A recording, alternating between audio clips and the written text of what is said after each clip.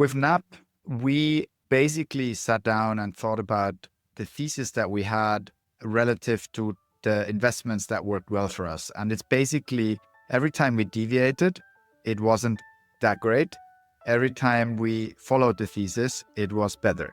And so the idea was really to build on the thesis and basically update it rather than change it too much. So if you think about in what we've looked at in the past, we obviously had the thesis around proprietary data. We had the thesis about the thing we call instant utility, which is something that, other people call it differently, but effectively it's like how quickly does the customer get value from your product? And then on top, we added effectively 1+1 layers in our thinking. And one is a strong thesis around interoperability, meaning if a company, both from its inherently the way it's sort of structured, the way its business model works, is not set up in a way to be highly connected with other companies in across value chains, we're not that interested. And similarly, if the founding team doesn't pitch us a vision of being interconnected and being part of a bigger value chain with their company, we're also not interested. This was their finest hour. Tear down this wall. It's more than just an alliance. This is a union of values. Let's start acting. This show is not investment advice, and the hosts of this episode may be invested in the funds and companies featured.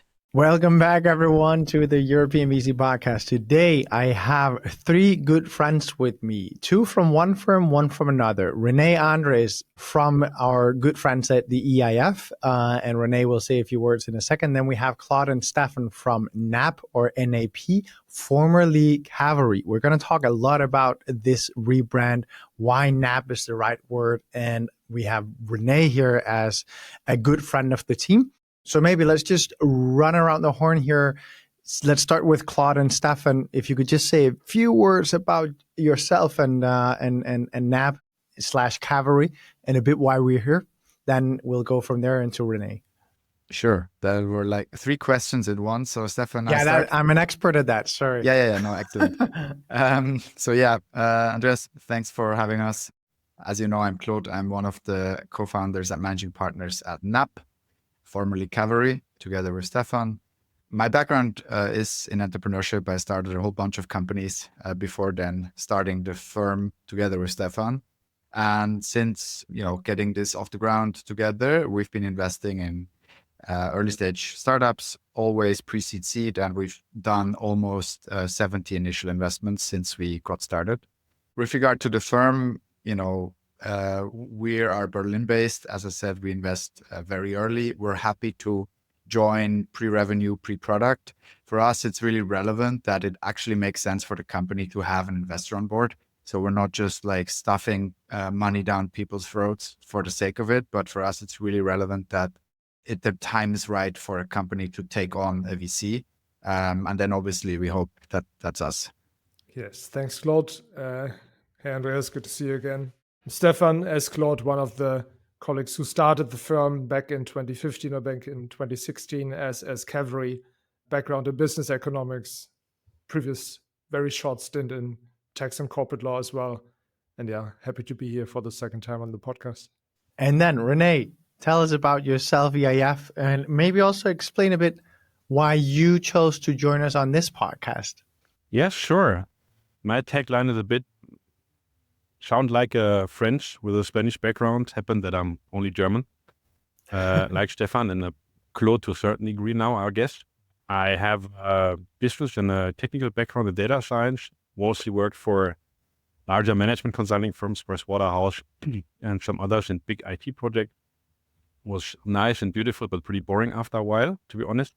And then via a private company I had got in touch with EIF around 7 years ago. And since then, I pretty much work for EIF and lead primary VC fund investments in Europe. Everything from fairly early stage to what you would consider growth VC strategies. Not too much life science or medical device things, but mostly tech, I would say. I probably invested more of 2 billion now over the 7 years into that category. And also with Claude and Stefan, a relationship I took over from a colleague of mine. EIF, I guess I spare you with details. I would hope most people would know. But in a nutshell, was founded to support innovation and entrepreneurship in Europe. And the tool chosen was money.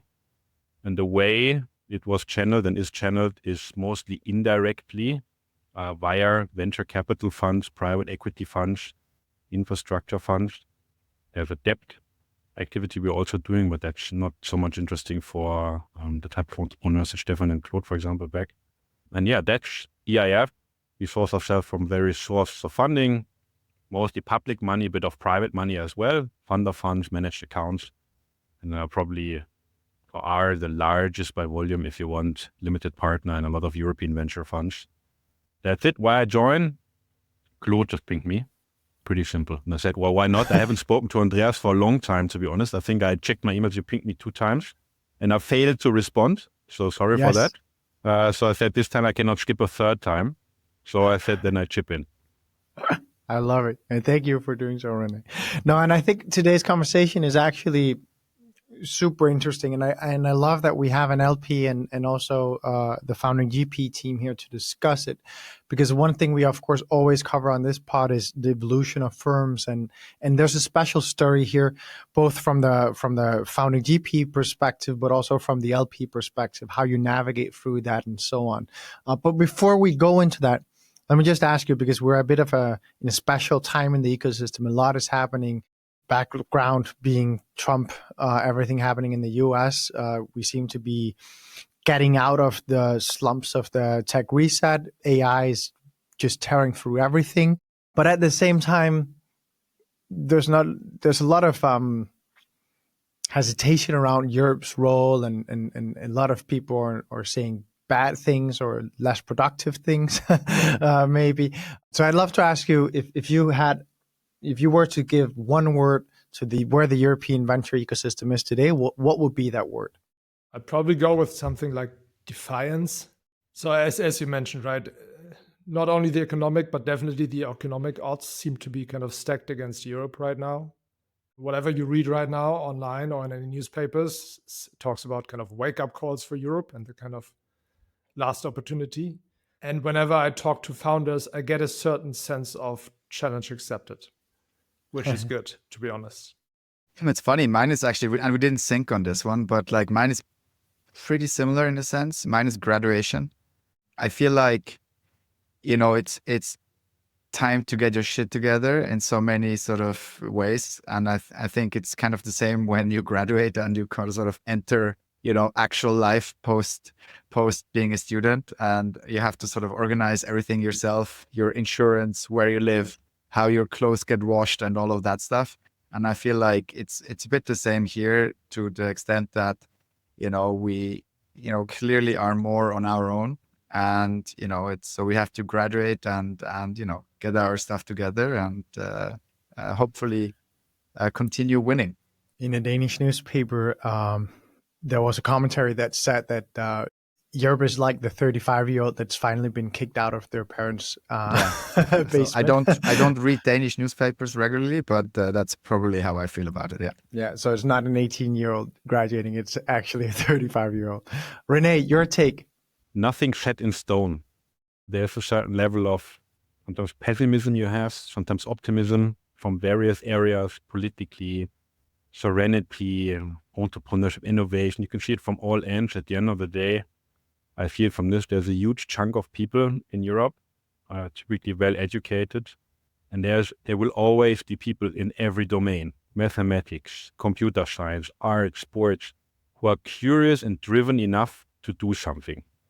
And that is just what you need to bet upon and foster a bit, and then things will play out. That's a bit my thing. So I think even though there might be moments in time where people say we have lost this game and we have lost that game and now we need to step up that game. Yes, you just need to continue doing, and then curiosity of people will help itself if you foster that in. That's my belief at the end of the day. I have 2 big questions on this note. I'm hugely political being, and I find it so interesting to see what's happening right now. My first question is, and I'm doing a summit in London in May, only to further this agenda, which is get the European tech ecosystem more involved in politics and really state our ground and say what we think about things. I of course argue that because we as investors are heads down thinking about the future and the most important force that's changing the future, which is tech. And for that reason, I really think it's important that we make our voice heard. And I think that looking over to the US, the most powerful people there are tech people now. Maybe, Trump is maybe not born tech, but all the people around him that seem to be the things that they have been saying for multiple years are the things that Trump is now saying, and the government is now moving on. So I'd love to ask you, what do you think is the role of the European tech entrepreneurs and tech investors when it comes to politics? Do you think that this is a rallying cry for us to get in and start actually making our voices heard? Or do you think that, no, we should stay in our swim lane? No one gets anything good from a Musk 2.0 in Europe. I can start. It's wrong answers only, right? Yeah, Yes. on this one, definitely. Okay, great. Just speaking for sort of the German ecosystem, you can clearly see that there is more development, in terms of individuals and also firms becoming active. You can also see that there's a few people that started becoming politically very active. I don't know sort of whether there is a personal agenda or there is, just a genuine, I would say, effort to try to change things for the better. But in any case, you can see that there is more political activity. I don't necessarily think we need a European version of Musk. I think the motives for many of these, tech people involved in the US government are somewhat questionable, at least to me. I'm not 100% sure whether this is all being done for the good of the people, so to say, or whether this is just to further, their own specific agenda and sort of cement their position in whatever the future will look like. So I'm not exactly sure whether that's the right model. However, I think, the Americans tend to be more extreme in either direction. And I think Europe is a bit measured and sometimes probably too measured, particularly in light of like really massive change that requires us to sort of, really steer the ship in a certain direction. So maybe we have to swing a bit more into that involved tech people in government direction than we are usually comfortable with, but I don't necessarily think we have to sort of go all the way and sort of come up with an equivalent of Musk. That would be my take. I don't know. I would heavily agree on the Musk take. And in general, as you said, there's more and more people from tech getting involved and at least making their voices heard. I think that's a good thing. And then again, just a couple of days from now, we have another chance of making our vote heard in Germany, at least as well. While you were kind of talking about Musk, I think we have a fairly large opportunity to not vote blue, which when it comes to maybe common goal of regaining relevance in terms of both economic as well as kind of political value internationally and globally, and that's probably a good idea. Oh, I generally also agree on that. I would probably put an emphasis on something different, which is that, as an entrepreneur, as an investor, at least I would encourage everybody to voice. They think it's sensible to voice if they have a concern, if they have a need to the political direction. On the other side, you probably need to balance out yourself, where you want to put your efforts. You can do this 24/7 if you want and make this your main job and become a kind of a political relationship person. Or you focus on where you think you are the best in or you are very good in. But I think it helps to contribute to signal issues, concerns you have, things you want to see change. And then the political machinery should hopefully be able to continuously deliver. There's votes coming up and try to tackle these issues. If there are more entrepreneurs here and there involved, can be, make things more efficient here and there. If you really need a Trump here and there, I don't really No, I don't really think so. That is, there's also, as Claude mentioned, maybe also personal agendas behind some of the very big tech CEOs in the US, why you want to be acquainted so close to politics. But I think in Europe, voice it, at least, like a lot of German entrepreneurs, take the German case and also others did many years ago. That's one of the originators of one of the largest fund of funds we are managing. We're continuously managing to invest in venture, but I'm not sure if it need like crazy more interference of entrepreneurs. I just want to add one thing. I think, again, that's maybe the German view, but I feel like it's kind of similar across Europe. The political agenda of many countries, in my view, doesn't seem to trend in the right direction. At the same time, you have massive technological change. So it's clearly not a business as usual moment, right? So it's not like, oh, we just continue doing what we've been doing / not doing in the last 10 years. So, getting a push from the US, and Stefan knows that that's like, that this is my view, is probably a good thing for us. Like getting our asses handed to us by JD Vance in Munich is probably a good thing for us, because we need someone to wake us up, because we can't just do what we've been doing the last 10 years, because we know where that's going, or we have a feeling where that's going. And so there needs to be change. So I think being more involved and really starting to push, as opposed to just being like, coasting along, I think is a good thing. But again, like on the, should we go total tech oligarchy mode is probably, I don't think we should do that. It's a big discussion, and we should continue this on the air, off the air, without anyone that wants to take it. I think it's hugely important, and I am probably leaning towards saying, like, I've always been inclined to burn the thing to the ground mindset, and I do think that when we look at what has been happening in the U.S. over the last 3 weeks since Trump took office, definitely I can see so many things here in Europe that would definitely benefit from a similar movement.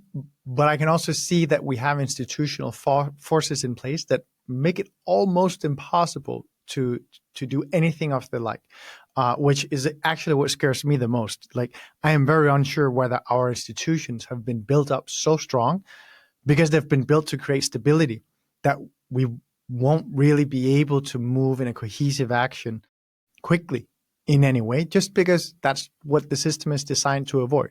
Yeah, but that's a big discussion. Let's leave it for the EUVC summit in May. Let's rather now focus on NAP. Nerds and Pioneers is what it stands for. First, let me ask you, why did you rebrand from Cavalry to NAP?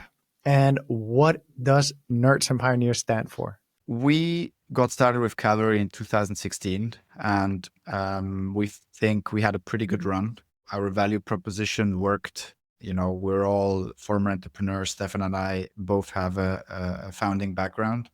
Going into the markets with a entrepreneurial approach, really focusing on having sort of eye-level discussion with founders was really something that resonated well with the market. And then we added a fairly strong sort of platform function where we had operational support for companies. And that worked really well throughout the sort of 2016 to 2020, where you had quite a different founder type, I would say, as opposed to today, where, business schools graduates would come out and they would ideate something on a whiteboard and then basically pick the best business case. Then obviously everything became a bit crazy with SERP and free money and multi-stage funds like running around in Europe and all of that. So, the 2021 period is probably something a bit of extraordinary. And then with the rise of AI and the post-SERP era, we just felt that our positioning, to be honest, wasn't the best anymore. It felt like we needed to adapt the firm to sort of reflect the way we see the market and the way we think things are going to develop in the next 10 years. I mean, we talked about uncertainty, right, for the future. And generally, we felt that we needed to have a more agile structure to cater for the uncertainty that will sort of be inevitably part of our next 10 or so years. And then also from a founder perspective, the founders we've backed in the last 18, 24 months, they're kind of different in terms of founder profiles compared to before, where the founders we back now are a founder type that we call expert founders. So generally, people that have very strong domain expertise in a particular area, either from sort of their previous profession or from an academic background. And that's very different to the founder persona that we tended to back in our first few years. And so there's just a few things that came together where we're like, okay, look, we need to sort of change the way we operate, change our investment strategy, and with that, also change the brand.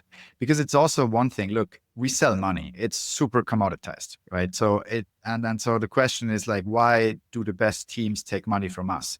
And they will not take money from us because we have the fanciest brand, but having something memorable that is authentic to Stefan and myself definitely helps when competing for the best deals.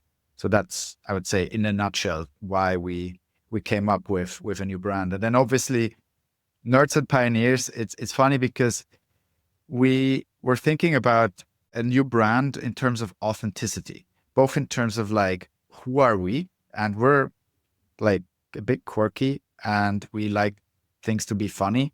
And so it needed to be something that would reflect this.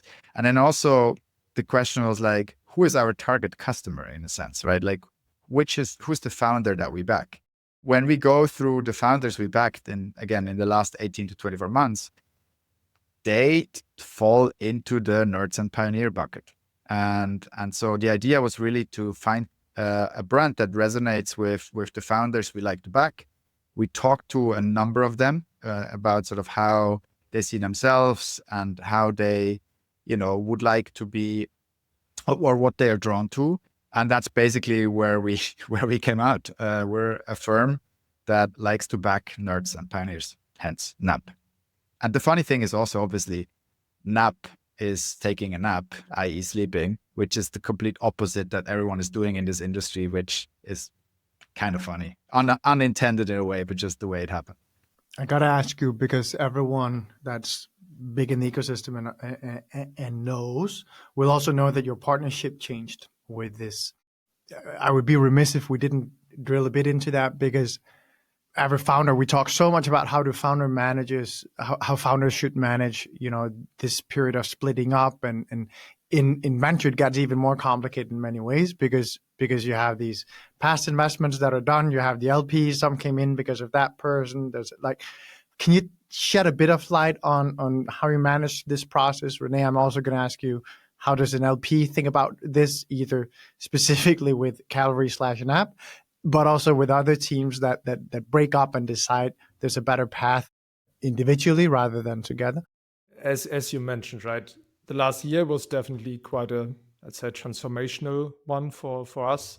So not just the name changed, but also the team structure changed, and a lot of things we kind of did in a certain way over the past couple of years, and that very organically grew to something we kind of questioned over the course of the year, and to be honest, changed to a certain extent as well. And now from kind of on experience, I can tell that something that you need as a GP, especially as one, even if you do this for 9 or 10 years, but you're still doing it kind of for the first time, is to a certain extent a sounding board or somebody to can leverage experience as a certain level of guidance. I have to say EIF as anchor, but also many, many more of our existing LPs, and the whole name kind of Cavalry came from, we do have quite a broad existing LP base.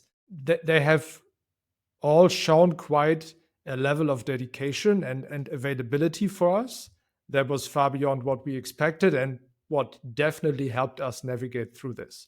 Because of course, kind of founder splitting up, it happens, especially kind of, we started this firm 9 years ago, or more, almost 10 years ago now, together, and we kept working successfully together for quite a while.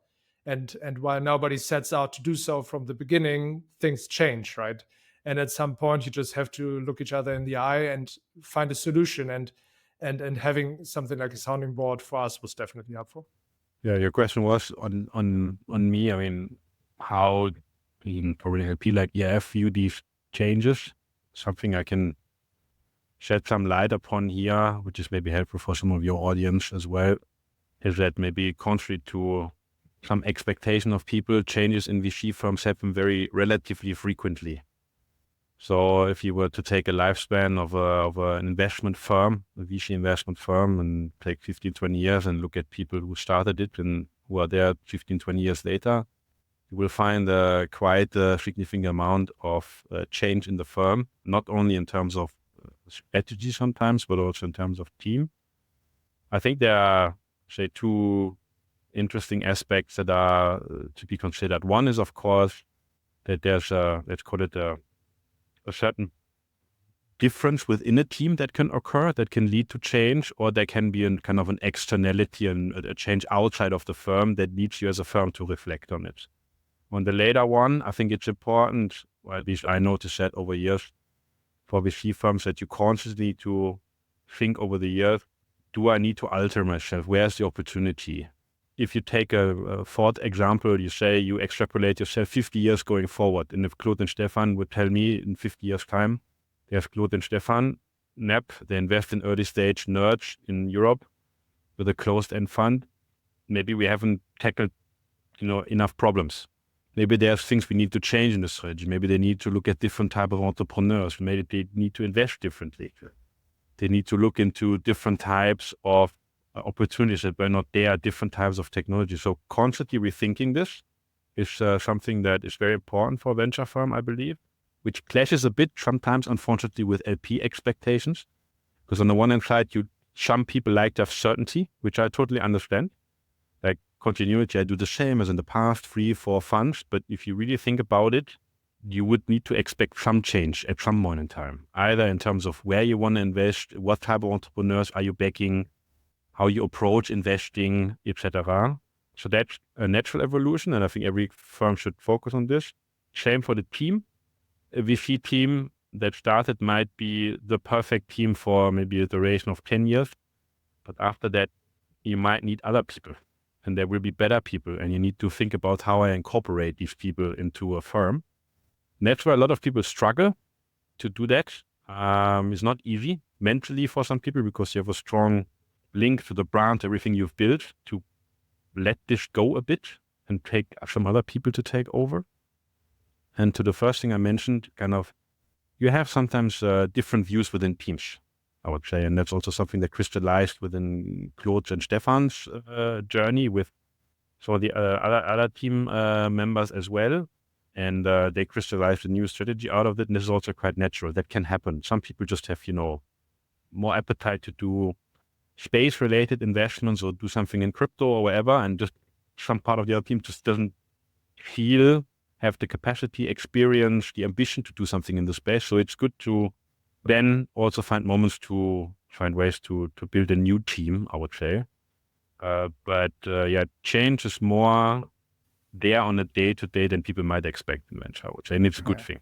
I'd love to ask you all to reflect on, and obviously for you, Rene, it's multiple funds, but reflect on the core learnings about how to manage a process like this. When you think back, what would you wish that you had caught earlier? What would you wish that you had done as part of the process of being the founding team?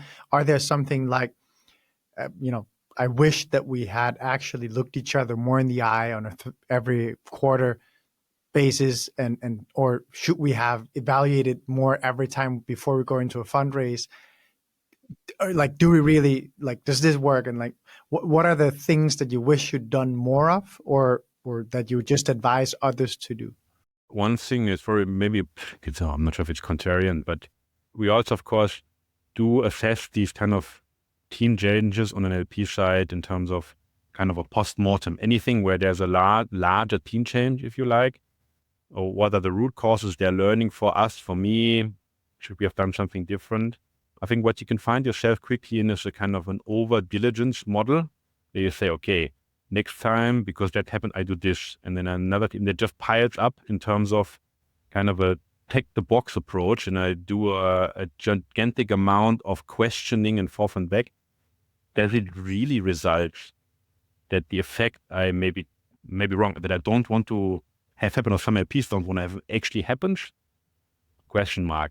What I think is most important, what was the biggest learning for us, well, not biggest learning but important learning for the organization, for us also always, be brutally truthful. I gone through various team changes in venture firms. I would say good ones, bad ones, ugly ones, beautiful ones, young ones, old ones.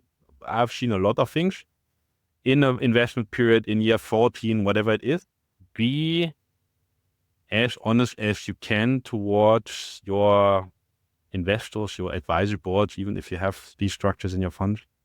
And they typically have an interest to help navigating that situation for the best interest of everybody. But the honesty is the most important thing. But in this case, I think Claude and Stefan have done this very well, and the entire team as well, to make that possible. It's not easy sometimes, because sometimes you can have difficult items that are not easy to be brought up. But you typically have a, confidential environment where there's a couple of people and you should feel comfortable to express it, because that helps. In most cases where there had been very big hiccups in venture funds, it's when that was not the common practice. When there was things hidden behind doors which were discovered, and if you are discovering things, if you start digging and discovering things, that's not a good sign that this is set up for the future, maybe. So I can only encourage everybody to, be as honest as you can, even if you have no solution to your current issue. If you say, I'm stuck. We have a conflict between 2 interns, or we have a lawsuit from this Spanish company towards our manager and we don't know. Say it. We rather try to find solutions with. If you don't tell me and 10 months later we have been issued a court ruling from the Spanish court penalizing us with 4 million euros. Well, that's difficult to then further navigate. So again, come early, come with issues you have. There are also people like me and others, also other LPs who I think have a bit of experience, are human beings, and are able to hopefully navigate the situation. Transparency and kind of candor in discussions is good. And then also just having the discussions in the first place is good, right? Again, I guess for us, we've been in this together for 9 years. We've had those kind of internal discussions. We made sure to kind of have at least once a year a proper kind of management offsite and to discuss how things are going and to discuss where everybody stands. So that's all good and helpful. It doesn't prevent eventually potentially breaking up nonetheless, right? Sometimes this just happens. But I think as mentioned from Rene, I think making sure first communication is up, and then second, what you say actually reflects what you really think is mandatory to get through this. Maybe just a tangible one. I agree with everything that was said. I think for managers, generally, it's good to think about how a case like this would be handled should it ever occur, and not have too many things undefined or not discussed.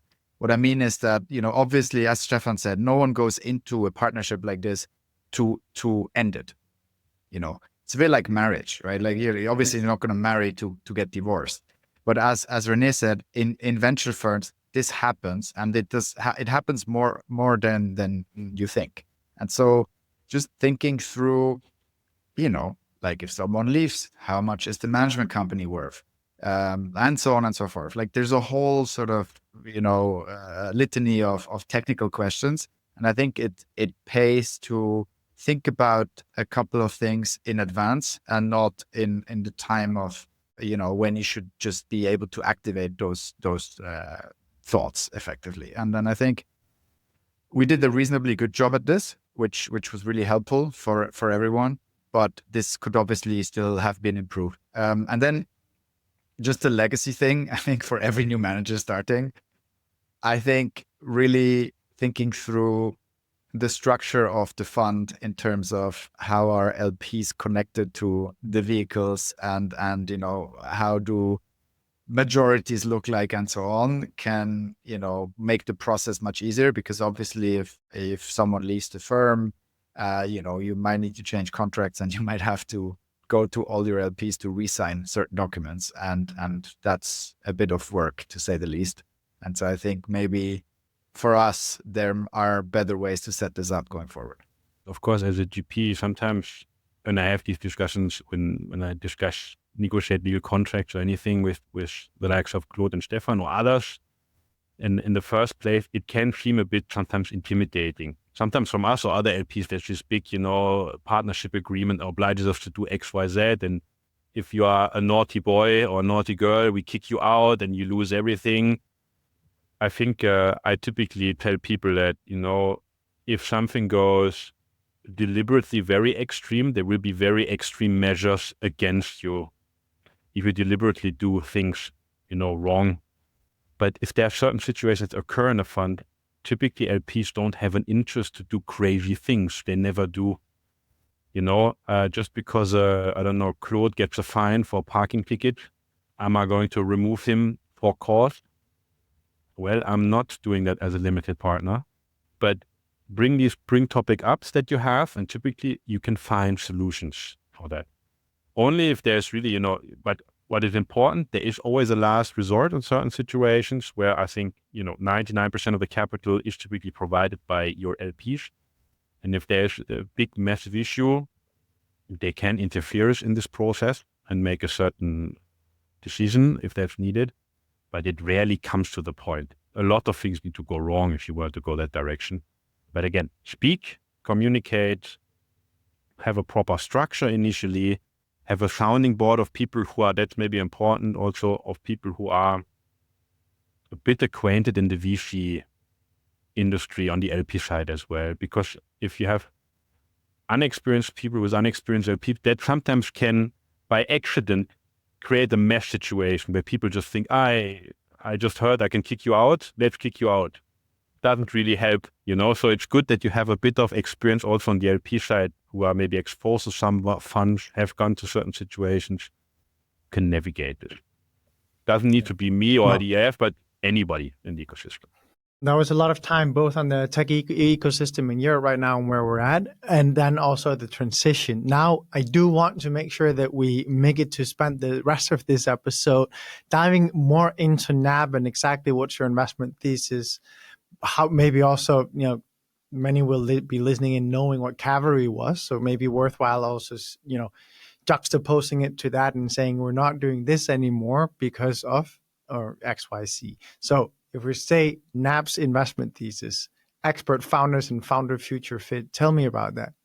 Maybe, going back to Cavalry, I think, quite frankly, when we got started in 2016 with our first fund, there wasn't really a thesis in the sense that the well-formulated agenda. What we tried, obviously, is to get a foot in the door in the most interesting deals, and that worked. And then over time, we started focusing a lot on data plays where, a company would by sort of, conducting business, accumulate data that would then basically be used to improve its products and services. And I think that's a thing that we thought about a lot in the past. We invested in a company called Radar in the construction space that is sort of bang on. We invested in a company called User-Centrics. It's a consent management solution with that theme. Spread, automotive PLM company. So we had a very strong theme around proprietary data.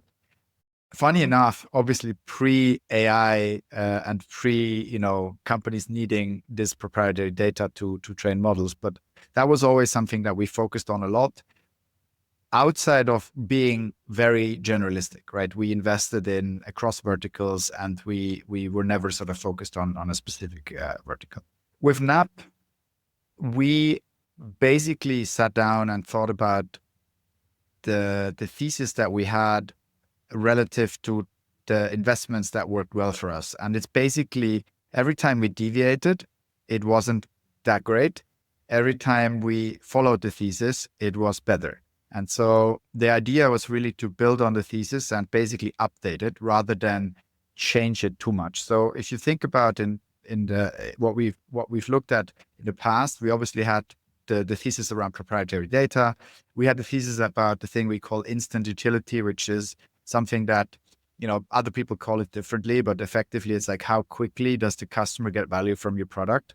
Sometimes you have companies that go like, oh, and then we do this, and if this happens, and then this happens, and then we will provide value.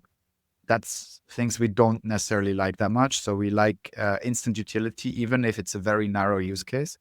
And then on top, we added effectively 1+1 layers in our thinking. And one is a strong thesis around interoperability.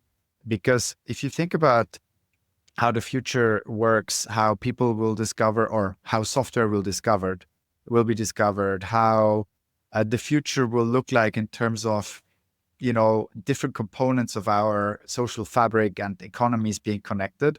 Generally, the theme is for us is interoperability, meaning if a company, both from it's inherently the way it's sort of structured, the way its business model works, is not set up in a way to be highly connected with other companies in across value chains. We're not that interested. And similarly, if the founding team doesn't pitch us a vision of being interconnected and being part of a bigger value chain with their company, we're also not interested. And so the idea is really to say, look, I mean, that's super high level, obviously, but if you look at the world, you have things that historically just have not been very well connected. Like you have things like the energy system, energy layer as a whole.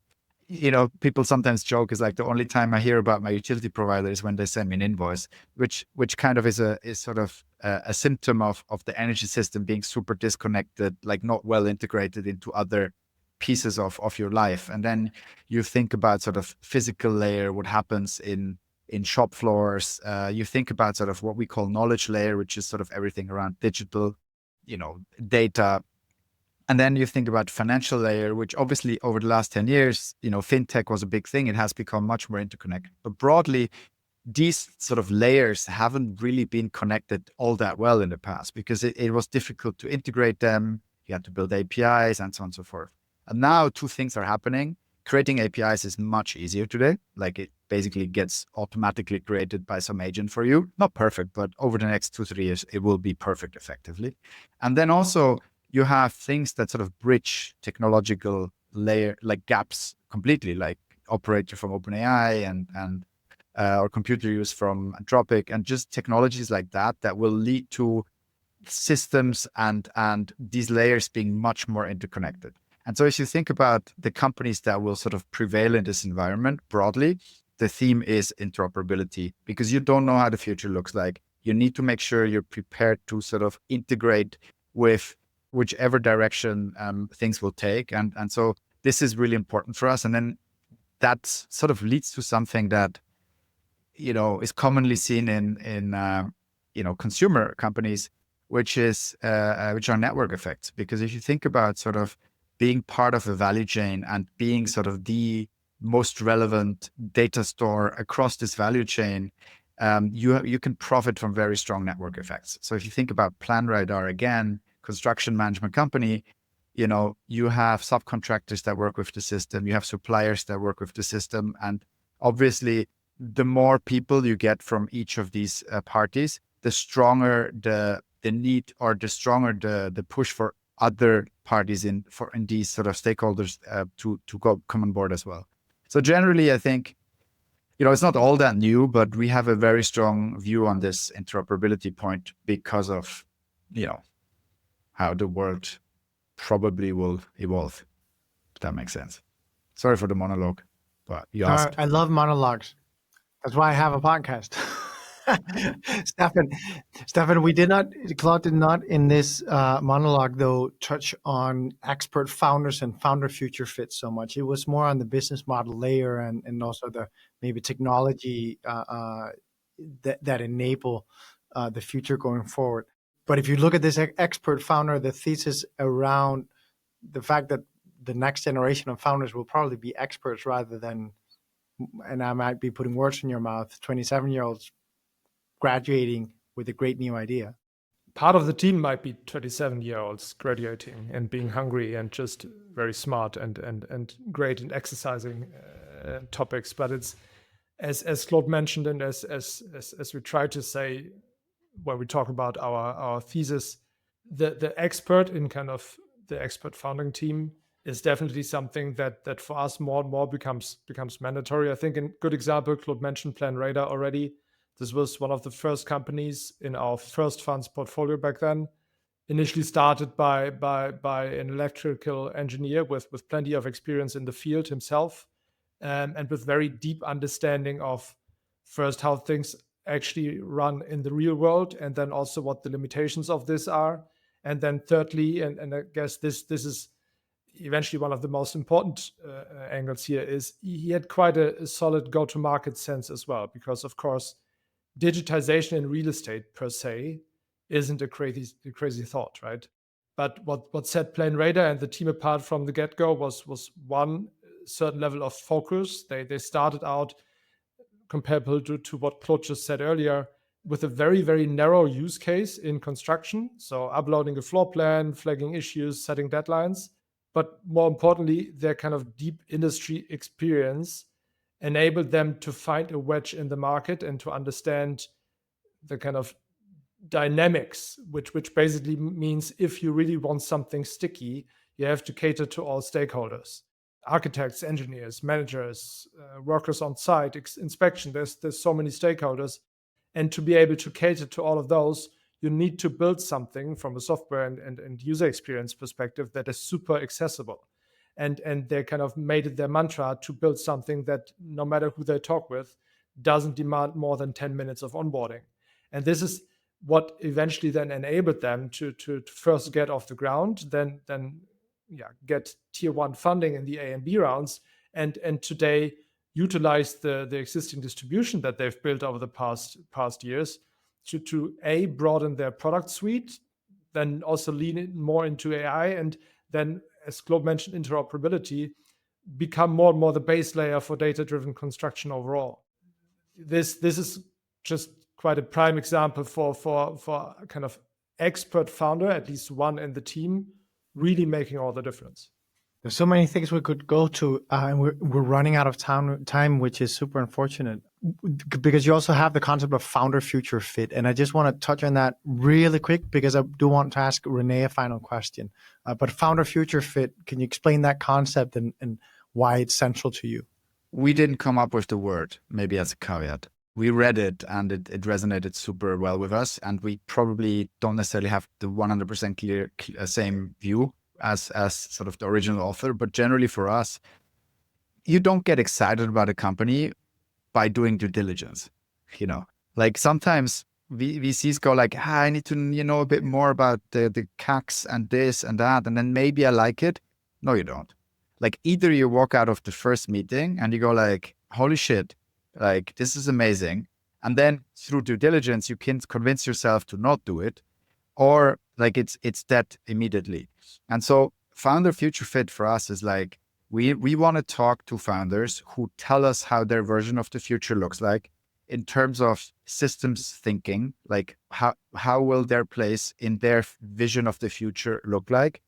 And then why are they a fit to actually do this? Why are they equipped to do this? Which goes back to what Stefan said regarding expert founders. Like, if us four have a great idea about rocketry, it's great, but we won't be able to build a rocket, right? We're not equipped to do so. And so this is super important. So having a vision, understanding the system of how your company, sort of the place of your company in that system, and then being equipped to actually achieve this. That's founder future fit. You prompted me to ask Rene a different question that I first wanted to, because I want to, Rene, ask you the final question here, which is that moment of realization that a founder is just perfectly made for this future, and right away, you're just in love with it, and due diligence is now only serving the purpose of making that big yes and no.